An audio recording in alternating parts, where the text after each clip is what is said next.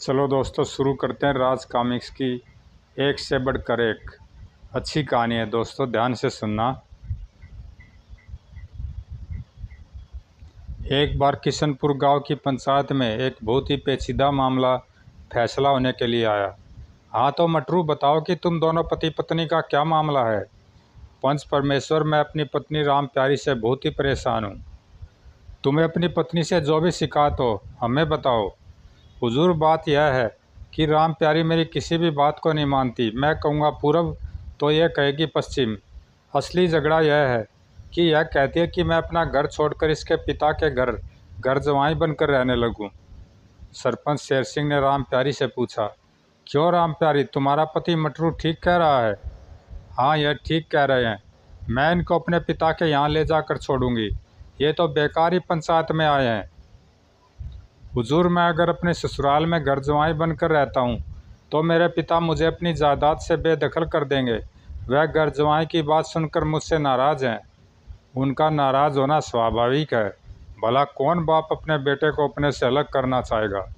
और हुजूर, मैं अपने पिता की जायदाद छोड़कर अपनी ससुराल जाऊँ भी तो किस कारण? मेरी ससुराल बहुत ही गरीब है। मैं तो उन्हें कमा कमा कर देता हुआ थक जाऊँगा। कमा कर दोगे तो क्या गजब कर दोगे? क्या तुम अपने पिता को कमा कर नहीं देते हो? इसने 4 दिन से इसी बात पर घर में झगड़ा मचा रखा है। हमारे घर इसने 4 दिन से चूल्हा तक नहीं जलने दिया है। भूख से मेरी जान निकली जा रही है। अब आप ही न्याय कीजिए। लेकिन राम प्यारी बीच में ही बोल पड़ी, तुम्हें मेरे पिता के यहाँ जाना होगा। मैं हरगिज नहीं जाऊँगा। तुम्हें जाना ही होगा। मैं भी देखती हूँ कि तुम कैसे नहीं चलोगे। मैं हरगिज नहीं जाऊँगा। इन दोनों की लड़ाई को देखकर सरपंच को कुछ न सूझा। भाइयों, इन दोनों में से तो कोई भी झुकने के लिए तैयार नहीं। अगले शुक्रवार की पंचायत में मटरू व राम प्यारी के पिताओं को बुलवाया जाए। और चूंकि यह मामला कुछ ज़्यादा ही टेढ़ा है, इसलिए ऐसा करते हैं कि आसपास के 4 गांवों के सरपंचों को अगली पंचायत में बुलवा लेते हैं। उनकी सलाह से ही मटरू और राम प्यारी के झगड़े का कोई फैसला होगा। बात तो आप ठीक कह रहे हो सरपंच जी। मटरू व राम प्यारी से कह दिया गया कि वह अगले शुक्रवार अपने अपने पिता को साथ लेकर पंचायत में आए। अगले शुक्रवार तक के लिए बात टल गई है। उसके बाद तो तुम्हें जाना ही पड़ेगा मेरे पिता के यहाँ। क्यों मेरी जान के पीछे पड़ी है राम प्यारी? मुझको किसी भी तरह पकड़ दे। इससे तो मैं कुंवारा ही भला था। पंचायत में उपस्थित गांव वाले उनके झगड़े को देखकर हंस रहे थे। घर चलो, तुम्हें मैं आज छठी का दूध याद दिलाती हूँ। भूखा तो 4 दिन से तूने मार ही रखा है। अब क्या कसर बाकी है? अगले दिन किशनपुर से एक आदमी विष्णु आसपास के 4 गांवों के सरपंचों को पंचायत में आने की सूचना देने चल दिया। सबसे पहले विष्णु शामपुर गांव के सरपंच के पास पहुंचा। सरपंच जी, जयराम जी की। जयराम जी की, आओ बैठो। विष्णु सरपंच के सामने पड़ी खाट पर बैठ गया। मैं किशनपुर से आया हूँ। हमारे सरपंच जी ने आपको शुक्रवार को बुलाया है। और इस तरह बिशन ने सरपंच को अपने आने का उद्देश्य बता दिया। फिर सरपंच के यहाँ खाना खाने के बाद, अच्छा सरपंच जी, अब मुझे आज्ञा दीजिए। मुझे भी 3 गांवों के सरपंचों को भी सूचना देनी है। अच्छा भाई विष्णु, शुक्रवार को फिर मिलेंगे। और इसके बाद विष्णु आसपास के 2 गांवों के पंचों को सूचना दे आया। अब बस एक गांव रौनकपुर ही रह गया है। वहाँ भी कहता चलूँ। रौनकपुर पहुँचने पर, यह जो सामने से आदमी आ रहा है, इससे रौनकपुर के सरपंच जी का मकान पूछ लेता हूँ। राम राम भाई जी। राम राम भाई, किसी दूसरे गांव के मालूम पड़ते हो? हाँ भाई जी, मैं किशनपुर से आया हूँ और मुझे यहाँ के सरपंच जी से मिलना है। क्या तुम सरपंच जी का घर बता दोगे? हाँ हाँ, क्यों नहीं। एकाएक वह व्यक्ति सोच में पड़ गया। अत्तर सिंह, बड़ा अच्छा मौका है। कल ही रौनकपुर का सरपंच मरा है। अभी नया सरपंच चुना नहीं गया है। इस आदमी को क्या पता सरपंच कौन है। मैं अपने को ही इस गांव का सरपंच बता देता हूँ। भाई, तुम्हारे सामने इस गांव का सरपंच ही खड़ा है। बोलो क्या बात है? अरे आप ही इस गांव के सरपंच है। ये भी खूब रही। विष्णु ने अत्तर सिंह को भी सारी बात बता दी। और शुक्रवार को किशनपुर पंचायत में आने का न्योता दिया। भाई विष्णु, तुम सरपंच शेर सिंह जी को कह देना, मैं शुक्रवार को हर काम छोड़कर किशनपुर ज़रूर आऊँगा। ठीक है सरपंच जी, अब मैं चलता हूँ। विष्णु के मुंह से अपने को सरपंच जी सुनकर अत्तर सिंह फूल कर कुप्पा हो गया। विष्णु के जाने के बाद अब मौका आया चतर सिंह व मटर सिंह को नीचा दिखाने का। सरपंच बनते ही मैं उन्हें अच्छा सबक सिखाऊंगा। चतर सिंह व मटर सिंह दोनों अत्तर सिंह के छोटे भाई थे। तीनों भाई एक से बढ़कर एक मूर्ख थे। अकल का नामो निशान तक नहीं था तीनों भाइयों के पास। तीनों भाई आपस में एक दूसरे से लड़ते रहते थे। हर वक्त एक दूसरे को नीचा दिखाने की कोशिश करते रहते थे। उन तीनों के पिता चौधरी नज़र सिंह अपने मरने से पहले ही उन तीनों को जायदाद का हिस्सा अलग अलग करके दे गए थे। पर मस्तानी नाम की घोड़ी चौधरी नज़र सिंह को बहुत प्रिय थी। मरते वक्त उन्होंने अपने तीनों बेटों से वचन लिया था कि वह किसी भी हालत में न तो मस्तानी घोड़ी को बेचेंगे और न ही उसकी वजह से झगड़ा करेंगे। घर पहुंचकर अपनी पत्नी को यह खुशखबरी सुनाता हूँ। घर जाकर अत्तर सिंह ने जब अपनी पत्नी इमरती को सारी बात बताई तो, तुमने बहुत समझदारी का काम किया है झगड़ू के बापू। अब तुम्हारे सरपंच बनने में कोई कसर नहीं। किशनपुर जाकर बस एक ही बात का ख्याल रखना, वो क्या भगवान सारे पंच मिलकर जो भी फैसला करे तुम उनकी हाँ में हाँ मिला देना, जिससे उन्हें यह शक न हो कि तुम रौनकपुर के सरपंच नहीं हो।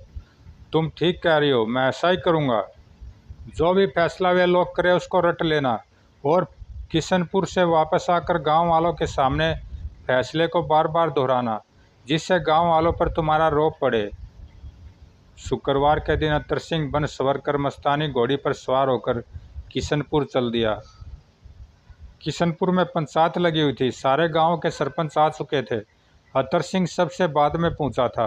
वह सारे पंचों के अंत में जाकर खुश खुश बैठ गया। मस्तानी को उसने पास ही एक पेड़ से बांध दिया था। चारों गांव के सरपंच आ चुके हैं। अब पंचायत शुरू होती है। मटरू या राम प्यारी का मामला सरपंचों के सामने रखा गया। राम प्यारी, तो अपने पति से ऐसा व्यवहार क्यों करती है? क्या तुम्हें पता नहीं पति को परमेश्वर माना जाता है? हे सरपंच जी, मटरू मेरा मर्द है।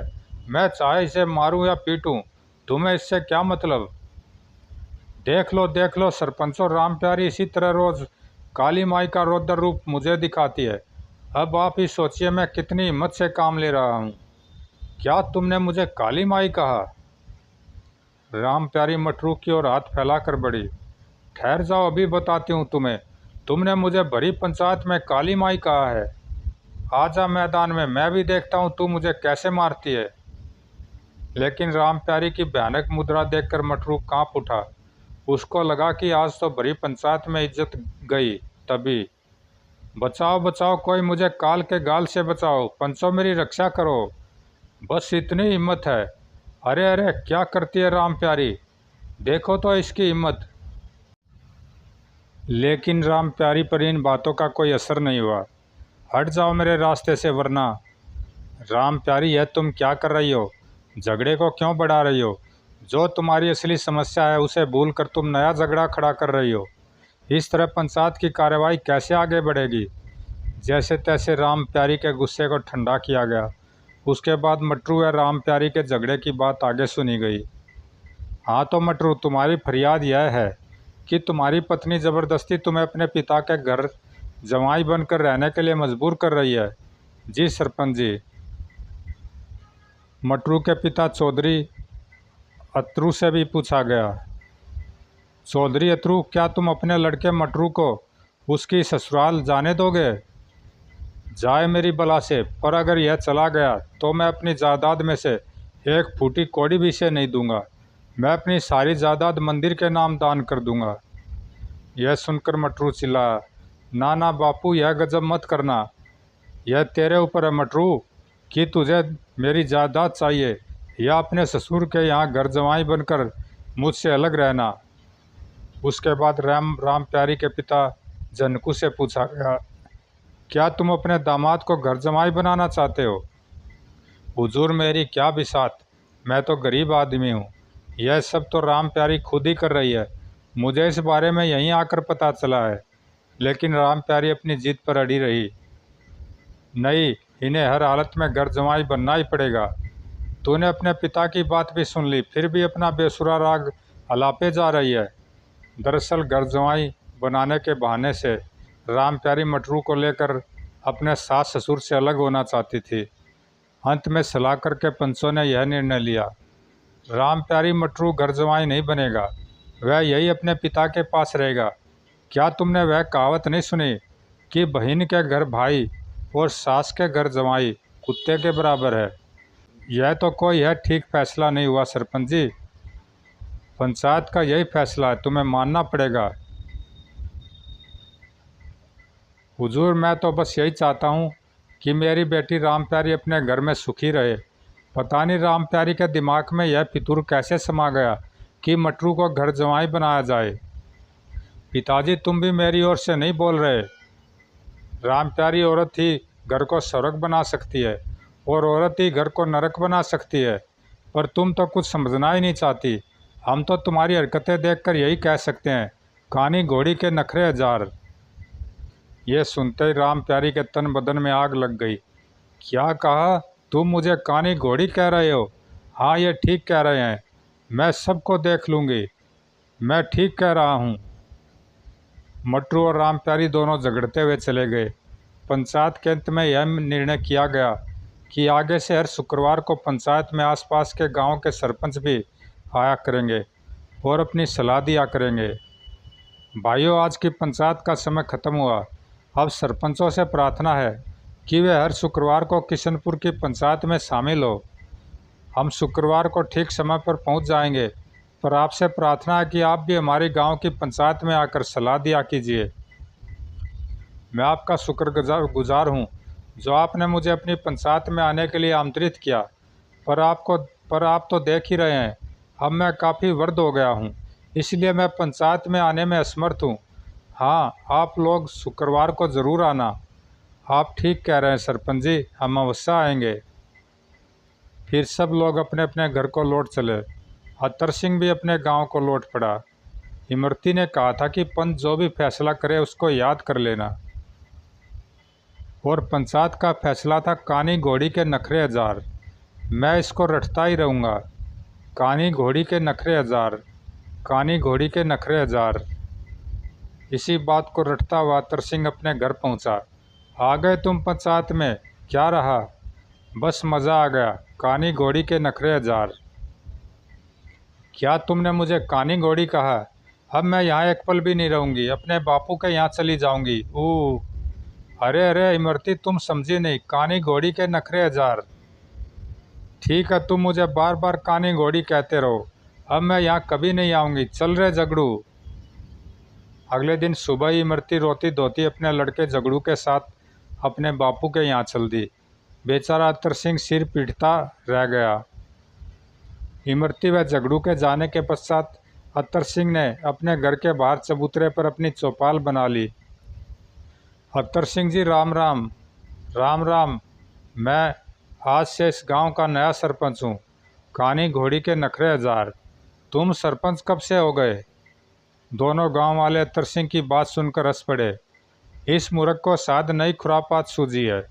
इन तीनों भाइयों में दिमाग नाम की चीज़ तो है ही नहीं। गांव के कई लोग वहां इकट्ठे हो गए। एक ने अत्तर सिंह से मजाक में कहा, अच्छा सरपंच जी, राम राम। यह हुई ना कुछ काम की बात। राम राम हरिया, राम राम, कानी घोड़ी के नखरे हजार। भाई वाह, क्या कहने सरपंच के। दोपहर तक सारे रौनकपुर में अत्तर सिंह के खुद मुख्तार सरपंच बनने की बात फैल गई। अत्तर सिंह के भाई चतर सिंह के घर भी यह खबर पहुंची। टिल्लू के बापू, तुम्हारा भाई तो सरपंच हो गया, तुम यूं ही रह गए। मैं क्या किसी से कम हूँ? बतासी, अगले शुक्रवार को मैं जाऊँगा किशनपुर की पंचायत में रौनकपुर का सरपंच बनकर। तुम्हें जाना ही चाहिए, वरना इमरती के सामने मेरी नाक नीची हो जाएगी। तू फिक्र मत कर, मैं ऐसा नहीं होने दूंगा। शुक्रवार से एक दिन पहले चतर सिंह अत्तर सिंह के पास पहुंचा। भाईजी राम राम। आओ चतरू, राम राम। क्या ले आए? कानी घोड़ी के नखरे हजार। भाभी तो तुमसे लड़कर चली गई, तुम भूखे हो गए। बतासी ने देसी घी का हलवा बनाया था, थोड़ा सा तुम्हारे लिए लाया हूँ। तुमने इतना कष्ट क्यों किया? कानी घोड़ी के नखरे हजार। अत्तर सिंह ने हलवा खा लिया। अब देखना अत्तर सिंह, सुबह तक तुम्हारी क्या हालत होगी। हलवे में मैंने दस्त की गोली मिला दी थी। भैया अब मैं चलूँ, रात ज़्यादा हो गई है, अब आप आराम करो। राम राम। अच्छा राम राम। कुछ देर बाद ही तुम्हें पता चलेगा कि हलवा कैसा करामाती है। 3 दिन तक तुम्हारी तबीयत ठीक नहीं होगी। छतर सिंह के जाते ही, अरे मेरे पेट में यह क्या होने लगा? जब पेट में ज़्यादा गड़बड़ हुई तो अत्तर सिंह अंधेरी रात में ही पानी का डब्बा लेकर खेत में चल पड़ा। यह क्या मुसीबत आ पड़ी? कल तो मुझे किशनपुर की पंचायत में जाना है, अब ऐसी हालत में कैसे जा पाऊंगा? सारी रात अत्तर सिंह पानी का डब्बा लिए खेत के चक्कर लगाता रहा। हाय राम, चला भी नहीं जा रहा, मुझे तो चक्कर आ रहे हैं। सुबह होने पर, भैया राम राम। आहा राम राम छतर सिंह, आओ। भैया क्या हुआ? पता नहीं, रात से ही पेट में गड़बड़ है। आज मुझे किशनपुर की पंचायत में भी जाना था, अब कैसे जाऊं? और कोई उपाय न देखकर अत्तर सिंह ने छतर सिंह से कहा, छतर सिंह, आज तुम मेरी जगह किशनपुर चले जाओ, मैं तो जा नहीं सकता। मस्तानी घोड़ी पर चढ़कर चले जाना, जैसी आपकी आज्ञा भैया। और हाँ, जो भी फैसला और लोग करे तुम उसे रट लेना। अच्छा भैया। यही बात छतर सिंह मन ही मन चाह भी रहा था। छतर सिंह बन ठन कर किशनपुर चल दिया। वह बहुत खुश था। कैसा चकमा दिया अत्तर सिंह को। किशनपुर पहुंचने पर, मेरे बड़े भाई अत्तर सिंह जी की तबीयत अचानक ख़राब हो गई है, इसलिए उन्होंने मुझे अपनी जगह भेजा है। कोई बात नहीं, कोई बात नहीं, आओ। शाम को पंचायत शुरू हुई। चारों गांवों के सरपंच आ चुके हैं। अब आज की पंचायत की कार्रवाई शुरू की जाती है। कई झगड़ों का फैसला करने के पश्चात अंत में एक दिलचस्प झगड़ा फैसला होने के लिए पंचायत में आया।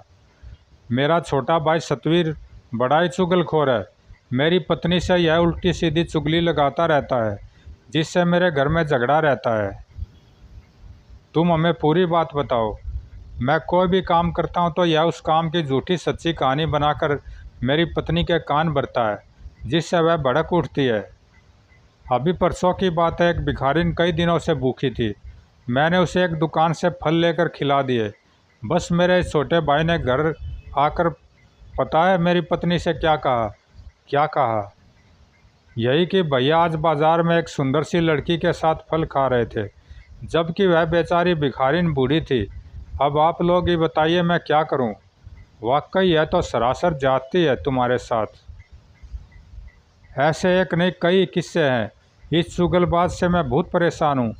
आप इस बात का कोई हल निकालिए। क्यों सतवीर, तुम्हारा भाई ठीक कह रहा है? तुम्हारे भाई ठीक कह रहे हैं? भैया कह तो ठीक रहे हैं, पर मैं भी क्या करूं, मैं अपनी आदत से मजबूर हूं।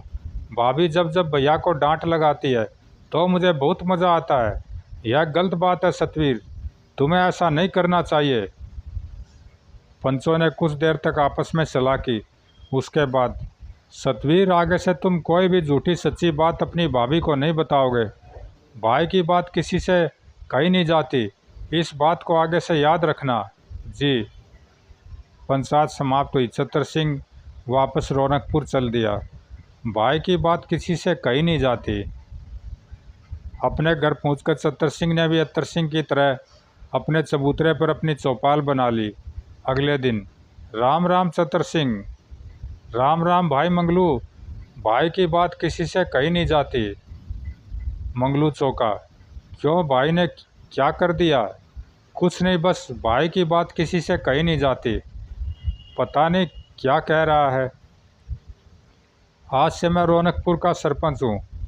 कल तक तो तुम्हारा भाई अत्तर सिंह अपने को सरपंच कह रहा था, आज तुम अपने को सरपंच कह रहे हो। यह क्या चक्कर है? चक्कर कुछ नहीं, बस भाई की बात किसी से कही नहीं जाती।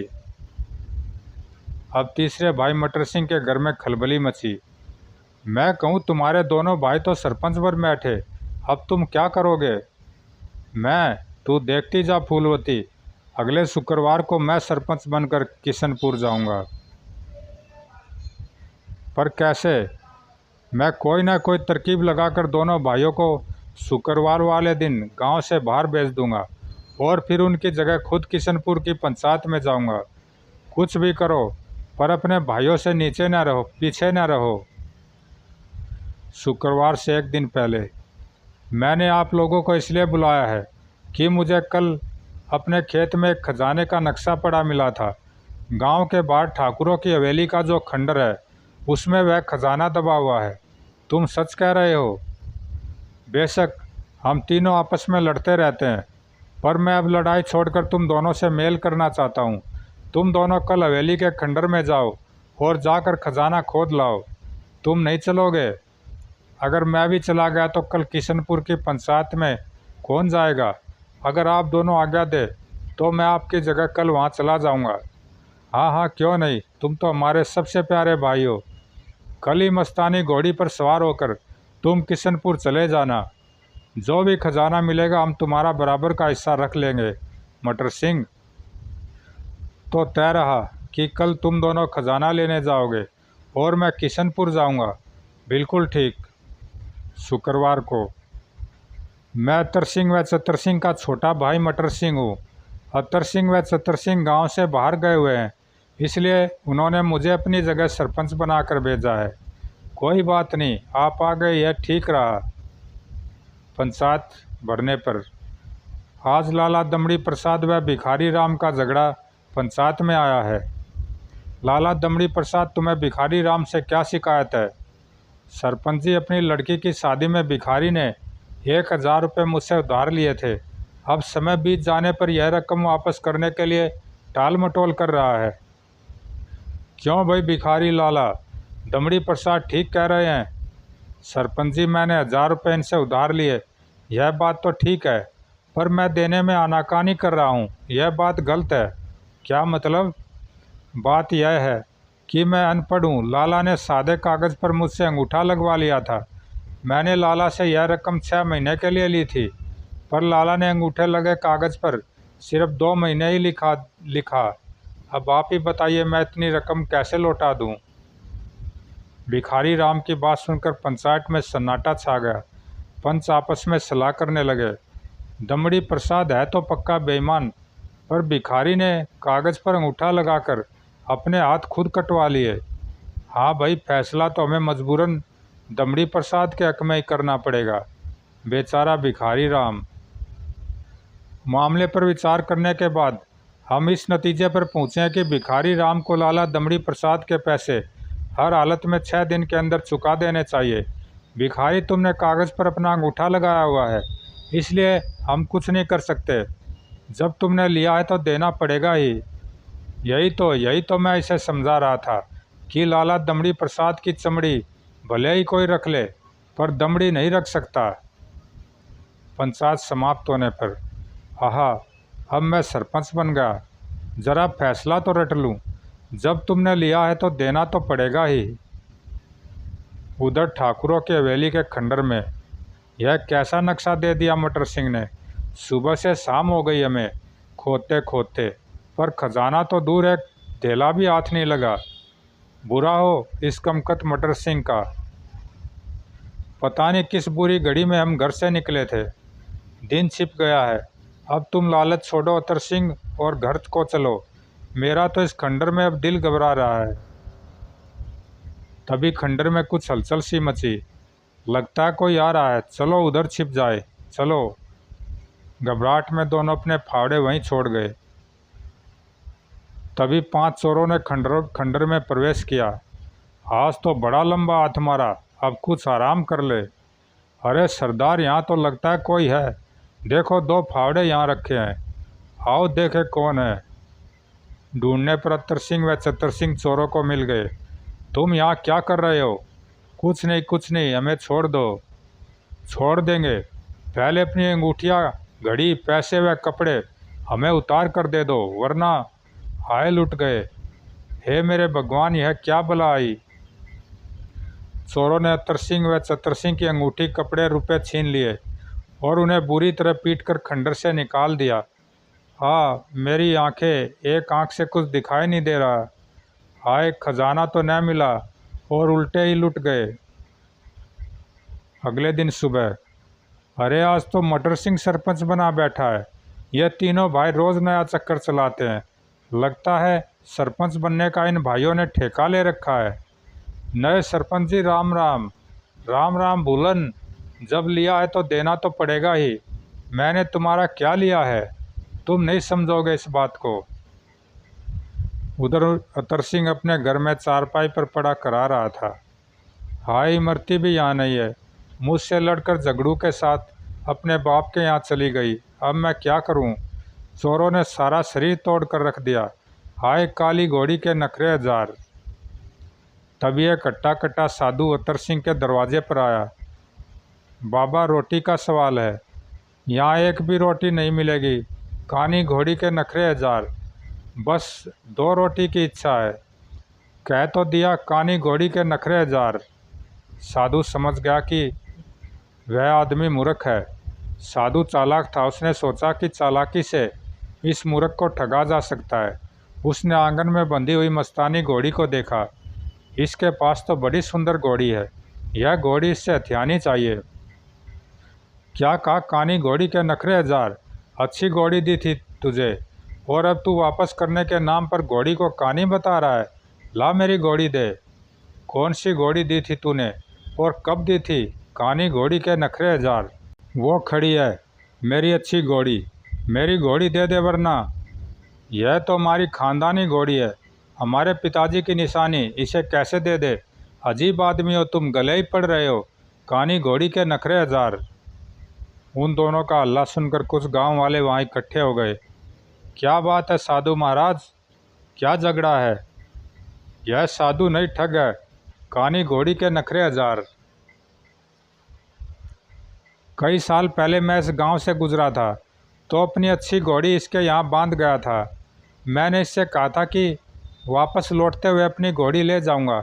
अब यह घोड़ी को कानी बता रहा है और घोड़ी भी नहीं दे रहा है। यह सरासर झूठ बोल रहा है। कानी घोड़ी के नखरे हजार। अब फंसे अतर सिंह तुम साधु के चक्कर में। अब तुम्हें अपनी मस्तानी घोड़ी से हाथ धोना ही पड़ेगा। यह तो साफ मना कर रहा है। मैं गरीब लूट जाऊंगा। मेरी घोड़ी इस बेईमान से दिलवा दीजिए। इसके दोनों भाइयों को बुलवाओ, उनसे इस बारे में पूछताछ करते हैं। एक गांव वाला चतर सिंह के पास गया। चतर सिंह, तुम ज़रा अतर सिंह के यहाँ चलो, तुमसे पूछताछ करनी है। चलो चलता हूँ, भाई की बात किसी से नहीं कही जाती। एक गांव वाला मटर सिंह के पास गया। मटर सिंह, ज़रा अतर सिंह के घर चलो, एक झगड़ा निपटाना है। चलो भाई, जब तुमने लिया है तो देना तो पड़ेगा ही। चतर सिंह और मटर सिंह अतर सिंह के घर पहुँचे। चतर सिंह, क्या तुम्हें पता है कि साधु ने अतर सिंह को यह घोड़ी दी थी? मुझे कुछ पता नहीं, भाई की बात किसी से कही नहीं जाती। लगता है साधु सच बोल रहा है। मटर सिंह, तुम भी इस बारे में कुछ जानते हो? नहीं, मैं कुछ नहीं जानता। जब तुमने लिया है तो देना तो पड़ेगा ही। हाय, मेरे भाई दुश्मन हो गए। कम खतो, इस तरह हमारे पिता की प्यारी घोड़ी मस्तानी हमसे छिन जाएगी। देखा आप लोगों ने, इसके दोनों भाई सही कह रहे हैं। मेरी घोड़ी आप लोग दिलवा दीजिए। आज तो बुरा फंसा। अतर सिंह, अब ज़्यादा चालाक मत बनो और साधु की घोड़ी वापस कर दो। अतर सिंह ने टूटे दिल से मस्तानी घोड़ी को साधु के हवाले किया। लो साधु बाबा, मेरा पीछा अब छोड़ो। साधु के जाने के बाद तीनों को अपनी गलती का एहसास हुआ। हाय, सरपंच बनने के चक्कर में हमारी प्यारी घोड़ी ही हमसे छिन गई। हाय, हम तो लुट गए। पिताजी की घोड़ी आज हमसे बिछुड़ गई। लेकिन अब सिवाय रोने पीटने के उनके पास कोई चारा न था। हाय, मैं तो लुट गया। बाज आया मैं तो सरपंच बनने से।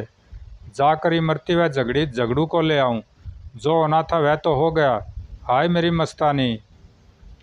लगता है हम तीनों भाइयों के मुकद्दर में कोई समझदारी का काम करना नहीं लिखा। पता नहीं गांव वाले हमारी हरकतों पर क्यों हंसते हैं। जब से सरपंच बना हूं, गांव वाले और ज़्यादा मजाक उड़ाते हैं। मुझे नहीं बनना ऐसा सरपंच। ना मैं सरपंच बनने के लालच में आता और ना हवेली के खंडर में मैं लुटता पिटता। मैं तो ऐसे ही ठीक हूँ, कान पकड़ता हूँ, कभी भूल कर भी सरपंच नहीं बनूँगा। हमारी इन हरकतों से ही हमारी मस्तानी हमसे छिन गई। समाप्त दोस्तों, अच्छी कहानी थी। ज़रूर लाइक सब्सक्राइब करना, कमेंट में बताना कैसी लगी। धन्यवाद दोस्तों।